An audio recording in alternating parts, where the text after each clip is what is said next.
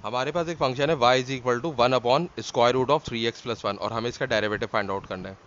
तो हम both sides को डिफरेंशिएट कर देंगे विद रिस्पेक्ट टू x।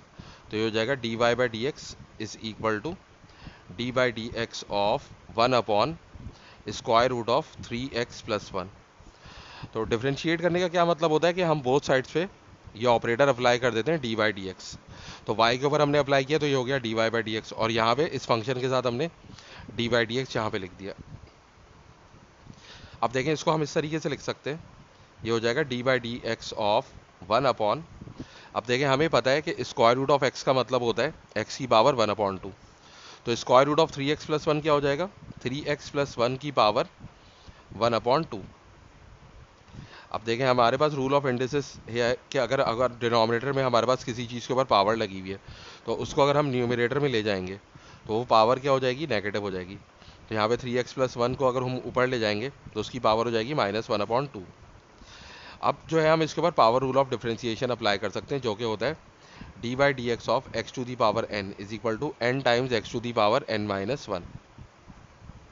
यानी कि अगर कोई वेरिएबल है और उसके ऊपर पावर जो है वो n है तो वो n जो है वो कोफिशिएंट बन जाएगा x का और पावर n में से 1 माइनस हो जाएगा। तो यहाँ पे हम ये रूल अप्लाई तो कर सकते हैं लेकिन इसके लिए हमारे पास बस एक सिंगल वेरिएबल x होना चाहिए या कोई भी सिंगल वेरिएबल होना चाहिए, जबकि यहाँ पे हमारे पास क्या है 3x+1 है। तो हम क्या करेंगे, सपोज कर लेंगे जो होल पावर के अंदर चीज़ है 3x+1 को u सपोज कर लेंगे।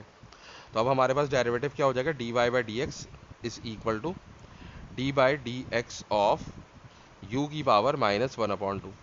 तो अब हम ये रूल अप्लाई तो कर सकते हैं लेकिन देखें यहाँ पे दोनों वेरिएबल x है, डिफरेंशियल का भी वेरिएबल x है और ये भी x है, जबकि यहाँ पे u है और यहाँ पे x है। तो ये दोनों वेरिएबल सेम नहीं है। तो इन दोनों वेरिएबल को सेम करने के लिए हम क्या करेंगे, चेन रूल अप्लाई करेंगे। तो dx को हम रिप्लेस कर देंगे du से ताकि ये डिफरेंशिएट हो सके और यहाँ पे आ जाएगा हमारे पास du/dx। तो ये देखें du और du कैंसिल हो जाएगा और dx वापस अपनी जगह पे आ जाएगा। और ये जो स्टेप है इस स्टेप को हम चेन रूल ऑफ डिफरेंशिएशन कहते हैं। अब देखें हम इसके ऊपर ये रूल अप्लाई करेंगे तो x⁴n है तो n कोफिशिएंट बन गया और x⁴n-1 हो गई। तो यहाँ पे u की पावर -1/2 है तो -1/2 कोफिशिएंट बन जाएगा और u की पावर हो जाएगी -1/2 -1। और यहाँ पे du/dx में d/dx लिखेंगे और u की जगह पे हम लिख देंगे 3x+1। अब ये हो जाएगा -1/2 और u की पावर -1/2 -1 क्या होता है, -3/2 होता है। और यहाँ पे ये दो टर्म्स हैं तो डेरिवेटिव दोनों के ऊपर अप्लाई हो जाएगा और ये हो जाएगा d/dx of 3x plus d/dx of 1।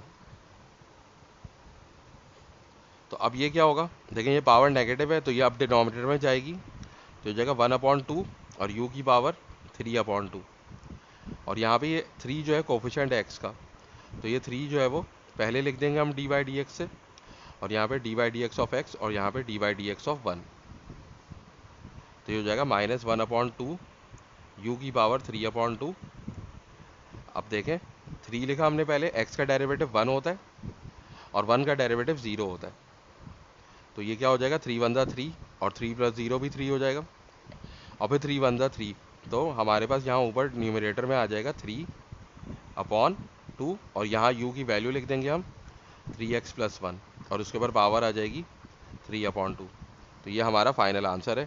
और इस क्वेश्चन में हमने ये सीखा कि चेन रूल ऑफ डिफरेंशिएशन को हम किस तरीके से यूज़ करते हैं।